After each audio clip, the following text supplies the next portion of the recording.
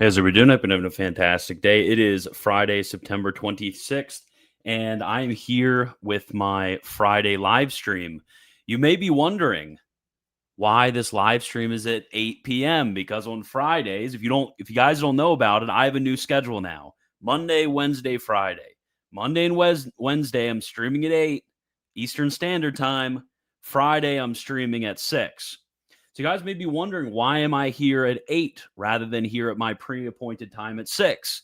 Well, it's because I'm not fishing tonight. My fishing trip got canceled. It was awful. I figured out about that. And you know what I do? I look, I see my fishing trip is canceled. Not going to be able to go fishing tonight. Not going to be able to have fun on a nice Friday night. I'm stuck with you guys hanging out here. But then I open up my YouTube app. And you know what I see? First thing, smack dab on the YouTube app, I see Redeem Zoomer posting Roman Catholic contradictions. That's what I see on the YouTube app. And from the beginning, I had high hopes. I thought that Redeem Zoomer, he was going to do a really good job.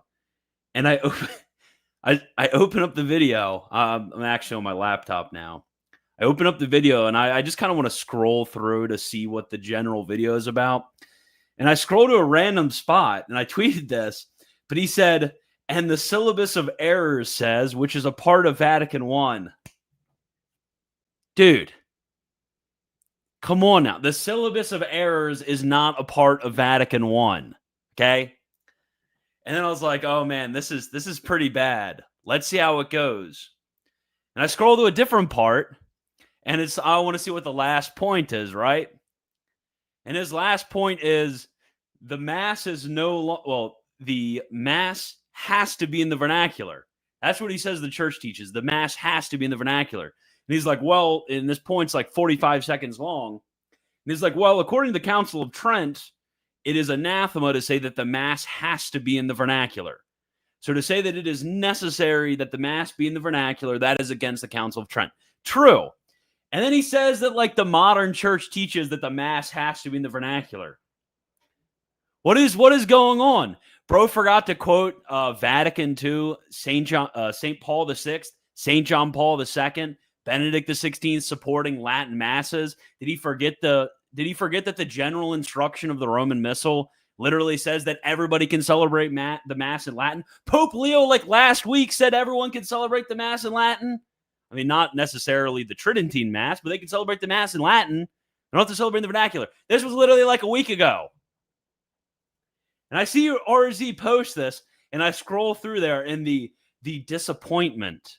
Because, no matter what I think of RZ as a content creator, which I think certain things about that, I really actually do like him as a person.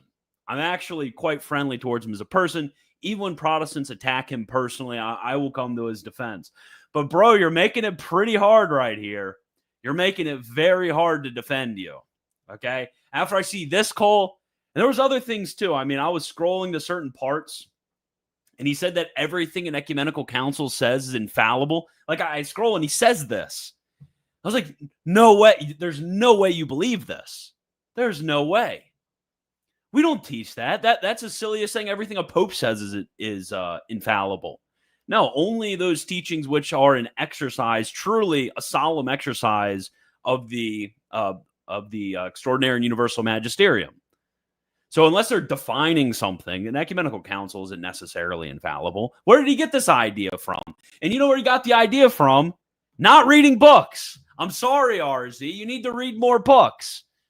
If you're going to attack Roman Catholicism, read some books. Hit the library.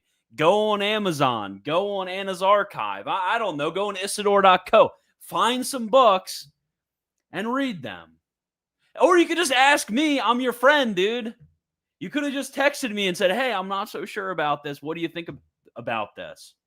He did ask me about certain things, and I answered them.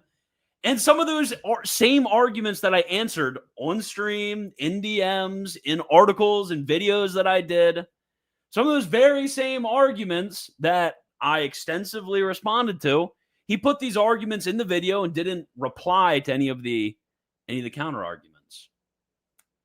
So what's going on with RZ? Okay. I don't know. Everybody's asking me, oh, why don't you have a debate with RZ? It's like, okay, we'll just go on a stream again. I guess we could do that.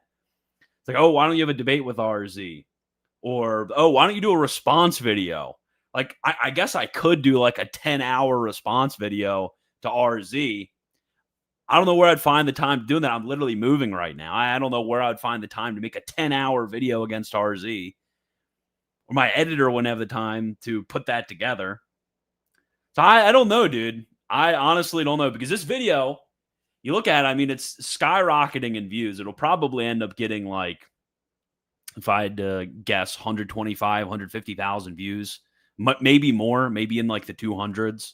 I don't know. I haven't looked at the view count recently, but kind of from my like guesstimation of what I saw, maybe more than that. So let's just, for a round number, say 100,000 unique viewers. That'd be a good round number. 100,000 people saw this. My response video is not going to get all 100,000 of those people. There are people who are inevitably watching this and will not see any sort of response to it. And that's a tragedy. I mean, those are people who are objectively in a worse situation when it comes to salvation. And beside this, I have some friends. There was a guy who like autistically typed out this massive reply comment to the whole video in the comment section of the video. He typed out this huge, big old thing, and it got deleted. Sometimes comments will like randomly disappear. This guy, he wasn't polemical at all. I mean, he just explained, you're wrong here, here, and here. I didn't agree with all of his explanations, but it was generally good. And it disappears. So who knows? Maybe comments are getting deleted that are refutations of the video. I don't know. But I saw that. I know that I had to say anything. Tonight's live stream, it's not about RZ. It's not about his video. But I just saw that, and I had such a big crash out moment. He's an expert. Anything you want to say about Redeemed Zoomer, the one thing he's good at is he is one of the best rage baiters on the entirety of the internet. He will rage bait you no matter what you believe. If you're a Baptist, if you are a conservative Presbyterian like PCA, OPC, if you are Eastern Orthodox, if you're Oriental Orthodox, if you are Catholic, he will rage bait the crap out of you every time he mentions you. Every single time he will just get under your skin and rage bait you. And I think it's accidental. I think he's just the type of guy he just accidentally rage baits. But anyway, tonight's stream is not about Redeemed Zoomer. It's actually about a recent discussion that's been going around about Christology between Muslims and some Christian theologians about the nature of the knowledge of Christ. So I wanted to go by that tonight. I wanted to go over all the issues of how Christ's knowledge is said to be infallible, how Christ's knowledge is said to be universal, comprehensive, etc., etc. And many of you might be surprised by this, because originally, if you were watching Wednesday's stream, I said that tonight I was going to do a Pope Leo stream. But I didn't really feel like doing a Pope Leo stream tonight, because I realized that in my last 3 videos, every single one of those videos was about some sort of current event, some sort of news, like some sort of like the Michael Lofton video with the Charlie Kirk thing. Then there was the video on Trad Inc. And then there was the video on contemporary Vatican politics that I did. And, my name is not, I don't know, modern Vatican, whatever's going on there answers. It's Scholastic Answers, right? So Scholastic Answers, I should be doing videos about scholastic theology. I cannot fall into talking about all current events all the time. So I want to actually bring to a discussion that's happening on the internet that a lot of people are very interested in. I actually want to go in and discuss an issue of Christology. And if you're interested in more stuff like that, I actually recently started a Substack because I wanted places for notes that I take when I'm reading different scholastic texts or replies that I'll write to people who send me emails or whatever about scholastic topics that I don't really, it would be weird to put it on Twitter and I don't really want to put it into an article. So if you want to follow me on Substack, I just posted my first one earlier today about the subsistence of Christ. So check that out in the link below. But I think what I want to begin is I want to begin with a fundamental axiom that I think is very important when it comes to apologetics. And this is very relevant actually to the Redeem Zoomer crash out thing. Is when it comes to apologetics is in a way our first catechesis. You have all of these people who are converts. You have a bunch of people who are reverts. You have a bunch of people who are maybe Catholics and don't really know much about Catholicism. But a lot of their entrance into the Catholic Church, a lot of their sparks of interest into the Catholic Church are actually through apologetics. So what they'll see is they'll have some sort of doubt about the divine origin of the church. They'll have a doubt about the existence of God, about existence of Christ, whatever it may be. They'll have a doubt about one of these things. And what they'll do is the first thing they'll do is they'll go on YouTube. Or maybe they just happen to come across something. Maybe somebody sends them something. And really, this is their first exposure to a certain idea. So when it comes to the role of the apologist needs to realize that when he is defending the positions of the church, he can't simply look for a technical victory. Because what a lot of apologists will do is the apologist will want to have a debate or a discussion with somebody or want to treat a certain idea, and they'll kind of want to argue for the lowest common denominator. They will try to fit it in with what technically is within the bounds of orthodoxy and what technically can kind of pass the sniff test. So they'll give very complicated sort of ideas or very niche ideas or ideas that are out of the ordinary. And they'll try to communicate that to people because these ideas are more palatable than what might be the more common view or the more acceptable view within the Catholic Church. But once you begin looking at apologetics as the first catechesis, then you actually realize that you are leading a person on a path towards Catholicism. And if they begin this path with some sort of niche consideration about a certain doctrine here or there, and rather than starting with what is common, certain, ordinary within the church, then they're going to have a certain disorder that comes in the very foundation of the way in which they think about our religion. There's a bunch of different examples. I think the most infamous example that I happen to be involved with a public spat with a different apologist was the issue of the sinlessness of Mary. So this was, I want to say, about 9 months ago, 8-9 months ago. I got into a little spat with Jimmy Akin because Jimmy Akin, he was having a discussion with a Protestant, and the Protestants, they had this issue with the sinlessness of Mary, not with the Immaculate Conception, but with whether Mary was free from actual sin, so venial and mortal sins. Or I think actually the discussion was simply restricted to venial by Jimmy. So this Protestant came up to Jimmy Akin and was like, hey, I am struggling with this issue of venial and whether Mary committed actual sins or not. And what one should do is, because apologetics is your first catechesis, is you communicate to this person, okay, well, this is the teaching of the church. If you want to become a Catholic, this is what you should hold to. And here are all the reasons why you should hold to it. And here are all the reasons why the arguments you have against it don't work. That's a pretty easy conversation to have. But what Jimmy did, and I think there is actually a bit of a habitual practice of this throughout a lot of his apologetics. A lot of people disagree with me, but this is kind of how I see it. What he did is he said, well, when it comes to the freedom of Mary from actual sin, he said this was not dogmatically defined. He said this is not dogmatically defined, and therefore, if somebody were to have sufficient reasons for this, they could withhold assent to this doctrine while still being a Catholic. This is what Jimmy Akin told this individual who he had the discussion with. And I obviously took problem with it, and we got into all this big discussion. But the principle that I wanted to highlight is that this is not something that only happens when it comes to Mariology. This is something I've seen happen with purgatory. I've seen it happen with predestination. I've seen it happen with the Catholic teaching on Scripture. I'm not necessarily accusing all of those things with Jimmy individually, but I've seen it happen with apologists here and there, where they will try to express doctrines in a way that is palatable.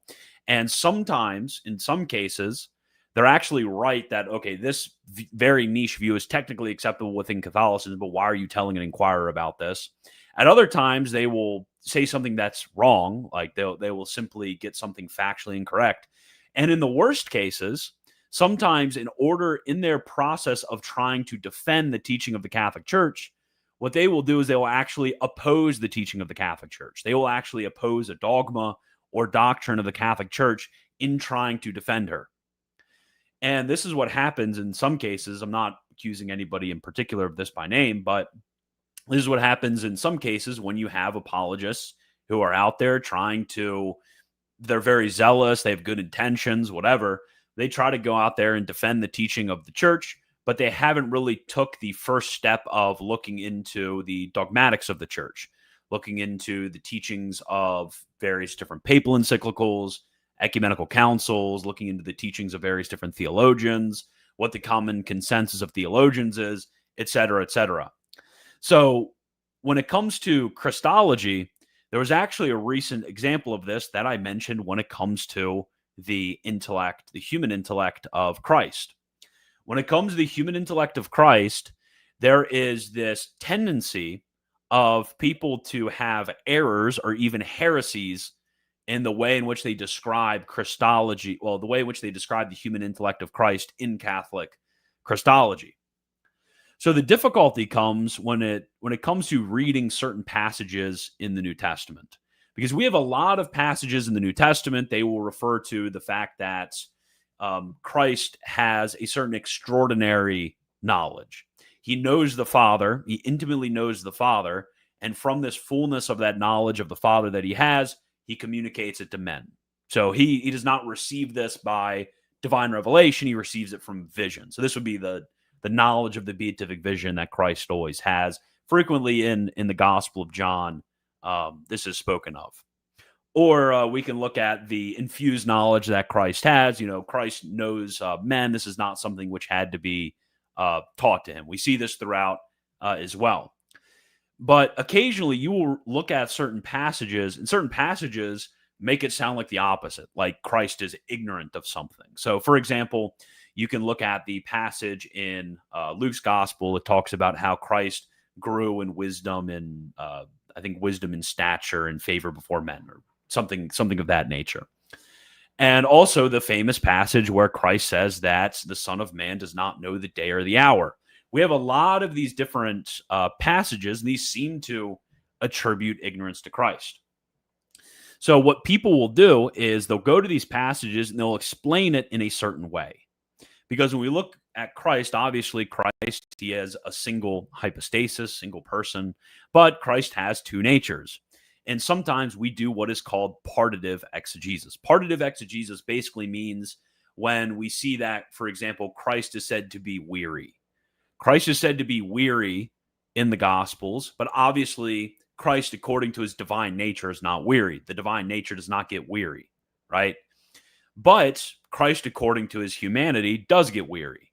So we can say that Christ is created according to his humanity, uncreated according to his deity. Christ is omnipotent according to his deity. He is not omnipotent according to his humanity, et cetera, et cetera, et cetera. We can make these partitive statements. So therefore, when we read certain passages in sacred scripture, we attribute that to the second person of the Trinity according to his humanity. In other passages, we attribute it to the second person of the Trinity according to his divinity. So this is a normal thing to do. So what a lot of people will say is they'll say, okay, when I read these passages which seem to imply ignorance of Christ, what we need to do is we actually just need to apply this to his humanity. So they'll say, well, Christ, according to his deity, he was infinite in knowledge and wisdom. He obviously has his knowledge of simple intelligence, knowledge of vision, etc. Christ has this, according to his divine mind, he has this infinitude of knowledge. But they'll say when the passages talk about the ignorance of Christ, they mean this according to his humanity, like we would in a number of other passages where we do partitive exegesis. But the problem with this is that's completely wrong. The problem with this is that the principle of partitive exegesis is fine, and we use it all the time, but in this specific case, we cannot apply this to Christ. Because when it comes to his humanity, the knowledge of these various things is actually perfection of human nature. Think about it like this. There's a completely different situation. People think it's similar, but it's very different. Because when it comes to omnipotence, omnipotence is a perfection of deity, right? This is pretty obvious. Is omnipotence a perfection of human nature? No, because human nature, by its very created limitation, cannot be omnipotent by nature. This would imply some sort of contradiction, right? So we can't say that. But is knowledge of future contingent events like the day and the hour of the second coming, is this something which is a perfection of human nature? Yes. There is nothing somehow contradictory with saying that a human may know this. There's nothing contrary to the nature. So this is a perfection of humanity. And if we were not to apply this to the humanity of Christ, then we would be in big trouble. So traditionally, when you read the fathers of the church, when you read the Catechism of the Church, Catechism of the Catholic Church even mentions this, something as simple as that. When you read any number of our theologians, what they will say is, well, you have to take this and you actually have to compare this to other statements in the Gospels. You have to compare this to statements in Acts chapter 1.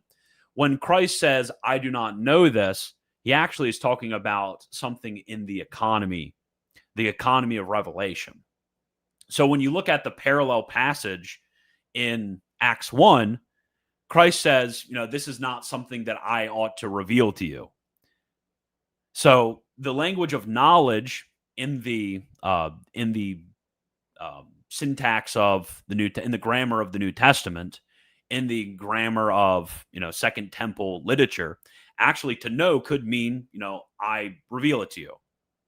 So this is the traditional way in which the church fathers and all of the church itself will actually explain this passage. But a lot of people, they will get into these sorts of debates without this sort of previous reading. And there's actually something further than this, which is very interesting. Because I've explained a lot of sort of how the controversy arises, but there's something that goes a step further. Because there are some Muslims recently who some people said that it was kind of indirectly because I brought this up, but maybe somebody else brought it up, and that's how they figured out about this controversy. But when it comes to certain Muslims, they will say, look, Christians cannot use this passage. They cannot use this reading of the passage, rather, because this is against their own dogma of their church. A lot of them will push back against this, and they're right to push back against this reading that a lot of these Christian apologists will bring, which try to attribute ignorance to the human intellect of Christ. They're completely right to push back about this. But both sides have not done an extremely deep dive into the traditional scholastic teaching of the church, because it gets a little bit more complicated than this. It is not as simple as just describing this in terms of knowledge, of not knowledge, etc. There's actually various different distinctions that we bring forward, and these distinctions actually come from the very text of the Gospels themselves. So what we need to do is we actually need to dive into the tradition, read these various different manuals of theology, these various different scholastic authors who are authoritative in the church. And we need to figure out what they say in order to better and more precisely describe this, make the proper distinctions. Because in the Catholic Church, a lot of people don't know this, but in the Catholic Church, in Catholic theology, we actually we don't only have one layer or one level of teaching authority. A lot of people will think, oh, well, when it comes to the magisterium, so when it comes to the Pope or your bishop or various different councils or synods or whatever, a lot of people will think that is the magisterium and that is the only thing which has some sort of binding force on me. But that's a completely wrong way of thinking about authorities in the church. There's actually various different authorities which are below this, or at least auxiliary to this. Namely, we obviously have the authority of the fathers of the church. When you have a consensus of the fathers that something is divinely revealed, something is of faith, and it is unanimous, when you have this consensus of the fathers, that is an infallible teaching, and it ought to be accepted by all. The same goes for the consensus of theologians. When you have a consensus of theologians on a certain topic, either saying this is of faith or saying that this is the opposite is heresy or whatever it may be, this is something which is infallible. You also have the authority that comes with the general and common consensus. Even if they don't say that this is something which is a heresy or this is something which is of faith, there is still an authority that comes with the agreement among theologians. So you have a lot of people, they go into Catholic theology, they go into trying to discuss these things, and they might, check out the catechism, they might, hear some things from some YouTubers, they might check out, a document or two from the church, but they're missing this entire sort of graded level of authority, this entire complex of authorities that come in Catholic theology.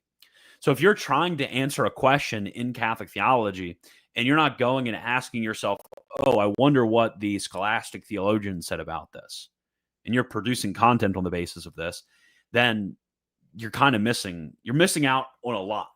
You're missing out on a large portion. It's kind of like, if you wanted to go and learn about Catholic theology and you only read the encyclicals of Pope Francis, or maybe you only read the Catechism of the Church, you would be missing out on a lot of stuff. So we need to have this research, these deep dives into the scholastics, not only looking at the dogmatic teachings of the church or teachings of councils or whatever else it may be. Because the scholastics, they have a very clear understanding of the knowledge of Christ. When it comes to the knowledge of Christ, they will distinguish four different kinds of knowledge. Because we obviously have the divine intellect of Christ, and then we have the human intellect of Christ. The divine intellect of Christ obviously has that one self-same knowledge that is shared with the Father and the Spirit. They have that single knowledge, that knowledge which is infinite. Christ is absolutely omniscient according to his divinity, right? We all know this. That's the first type of knowledge. But when it comes to Christ's human intellect, the human intellect has multiple types of knowledge, right? So first and foremost, Christ has the beatific vision. The beatific vision is that knowledge of God as he is in himself. This knowledge is not comprehensive, so he does not have that same knowledge of God as he is in himself as he has in his divine intellect. It is obviously limited by the limitations of human nature. He doesn't somehow go beyond what is possible for a creature. That would imply some sort of contradiction. But he does have the beatific vision. And what comes along with the beatific vision, a lot of people don't know this, there's not only what's called the per se object of the beatific vision, which is the knowledge of God as he is, 3 in 1, There's also the per accidence objects of the beatific vision. So what's a per accidence object?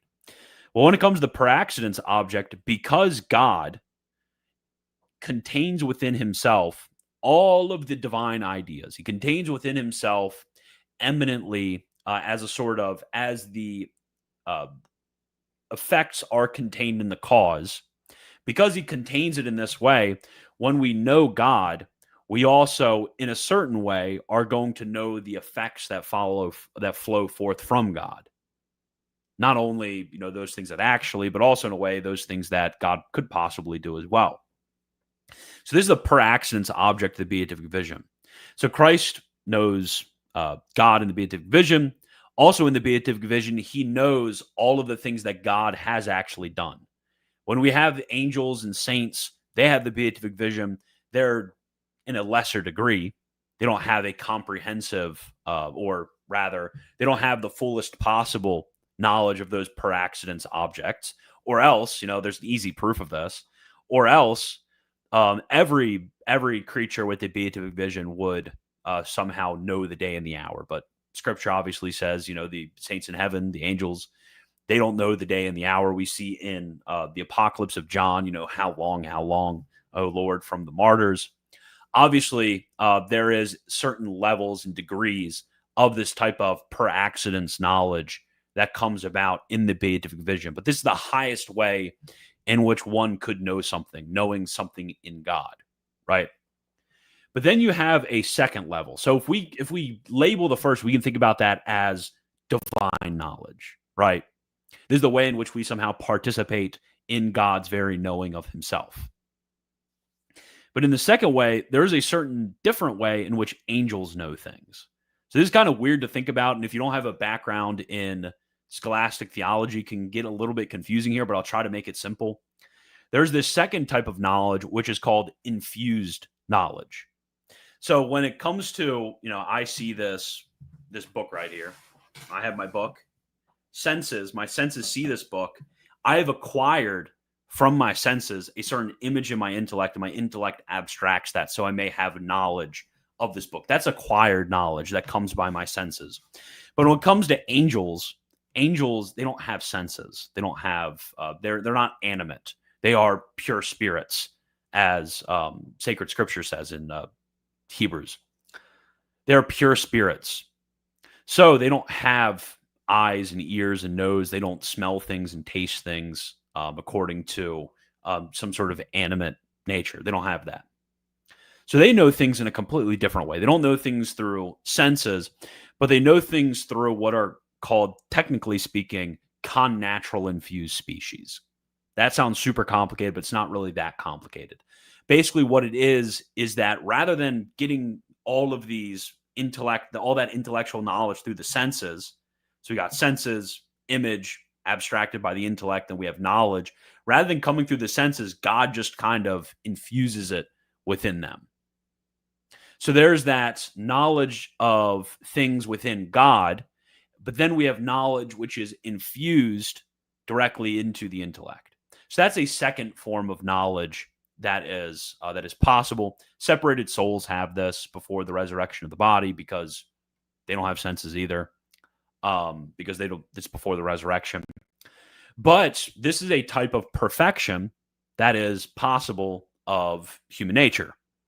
So Christ has not only that knowledge within God by the beatific vision, he also has that infused knowledge into his intellect that occurs. So that's his angelic knowledge. So in that way, he surpasses all of the angels in their mode of knowledge. But then we have a third category. And this third category is described in various ways. Sometimes it's described as acquired knowledge. Sometimes it's described as experiential or experimental knowledge.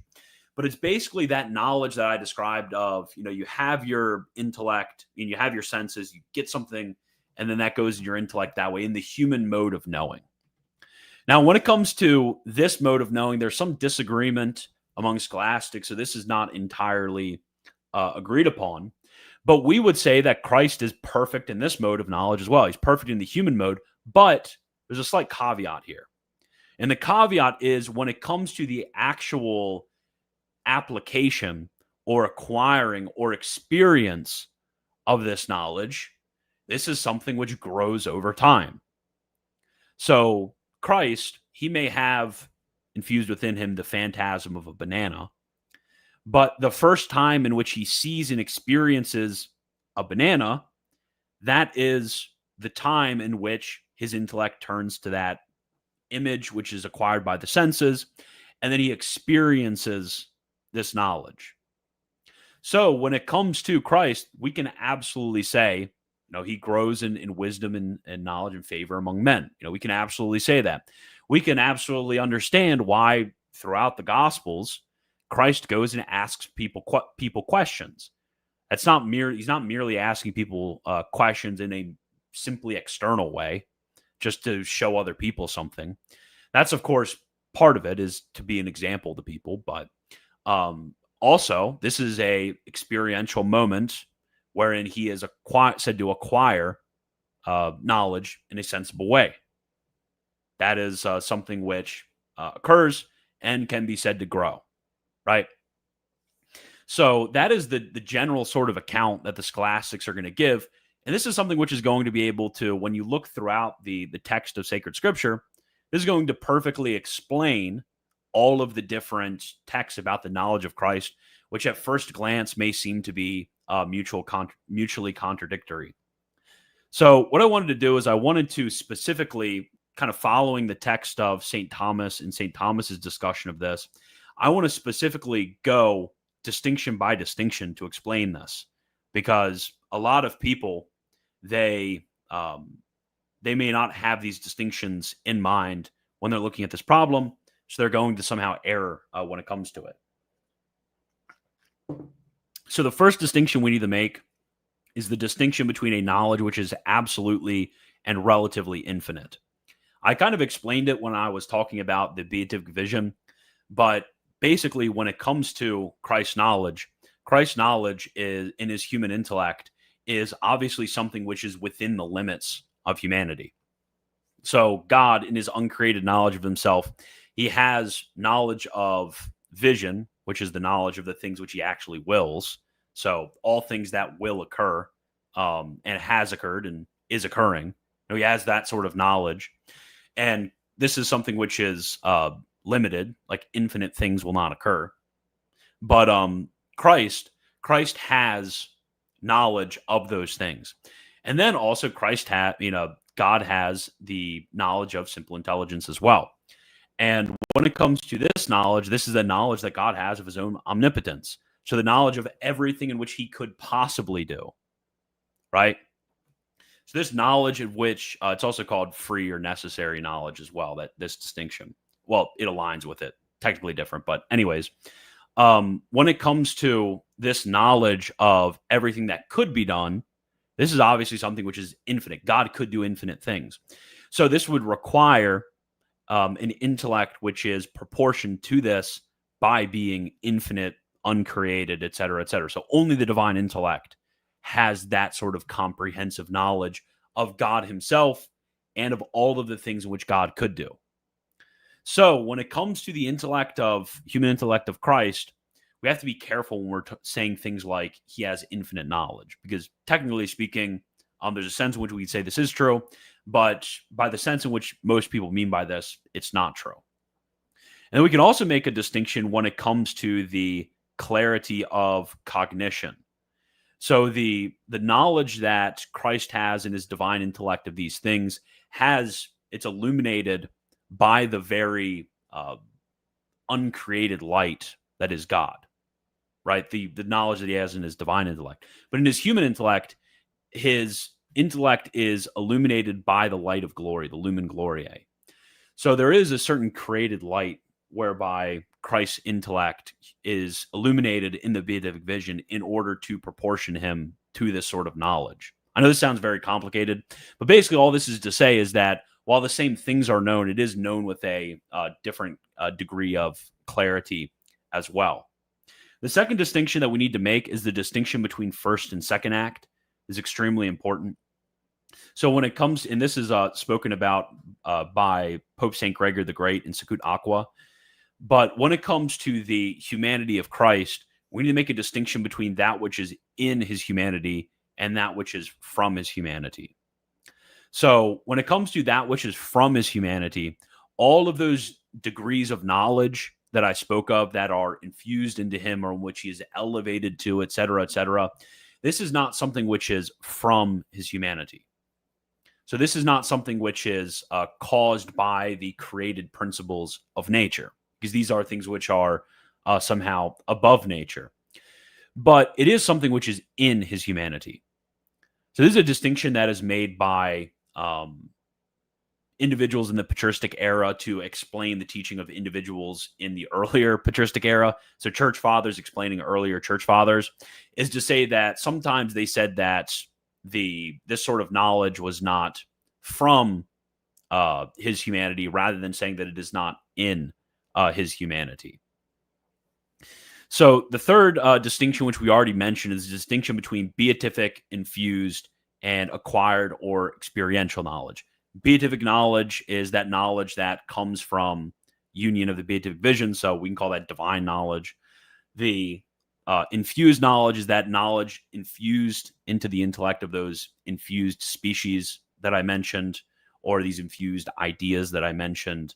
And this is the sort of way in which angelic knowledge functions. And then the third way is that acquired or experiential knowledge, which when it comes to the actual experience of, the union with Christ's intellect through what is received in the senses, this is something which occurs anew. And as a sort of matter of summary, I wanted to mention, read off this quote from Tertia Par's Question 15, Article 8. This is what St. Thomas says. He says, quote, "Wonder properly regards what is new and unwanted. Now there could be nothing new as regards Christ's divine knowledge, nor as regards his human knowledge, whereby he saw things in the Word, whereby he saw things through infused species."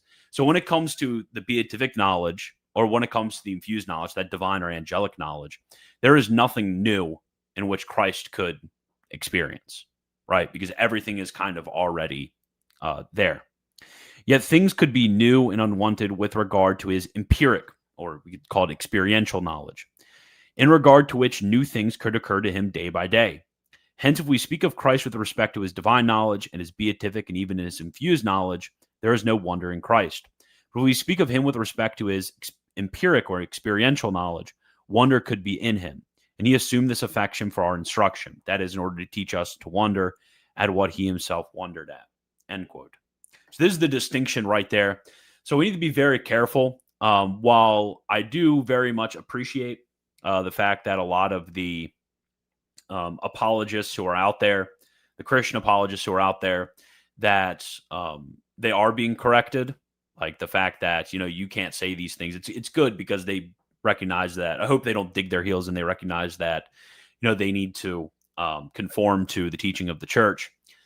But what is unfortunate about it is that actually with the correction that's given to them by a lot of the Muslims who are opposing them, is actually not something which is sufficiently precise enough.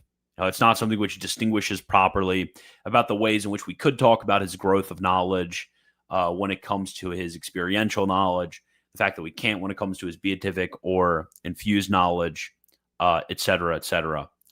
So anyways, I think I'm about 45 minutes in. I really didn't want to stream tonight, and I really don't want to. I probably actually will cancel the members only stream. Sorry if you became a member just to watch it.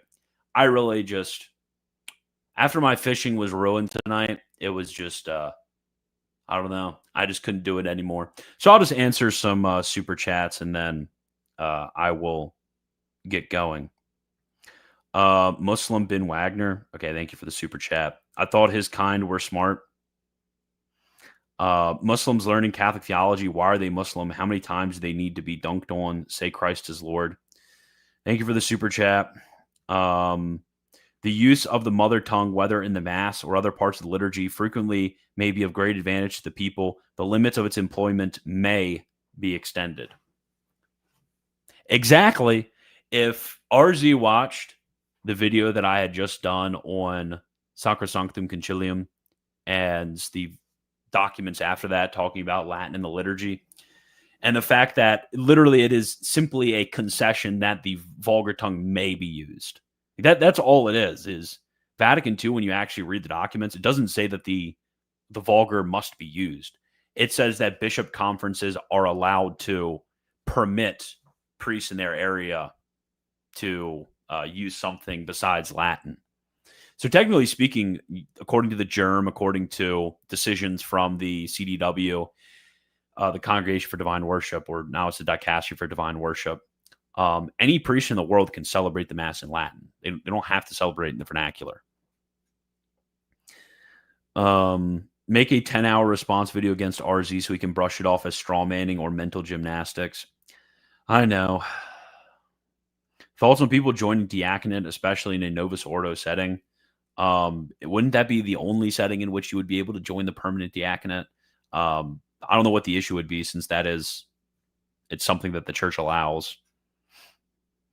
Been reading Father Peter Damian Fellner's Marian Metaphysics lately, and I really think we should emphasize the Blessed Virgin Mary even more. A lot of Catholics tend to downplay Our Lady, but she is absolutely essential to our theology. So true, Catholic cop. Isn't this exactly what happened when William Lane Craig debated hijab? William Lane Craig got ran over on his non-Catholic theology. Yeah, this is something which happens a lot of times. Okay, so I guess that's it. I'm sorry for the very low energy stream. I don't know. I just I had I have a bunch of notes. I probably have 3 times the amount of notes that I actually went over here on all of this. I might post it on my Substack or something. So if you become subscribed to the Substack, better subscribe to the Substack. So I might post it on all that. I just, I'm low energy tonight. Not really feeling it. After my fishing was canceled, it's just, everything fell apart. So I hope that you all have a wonderful weekend. That, hope your weekend's awesome. And as always, God bless.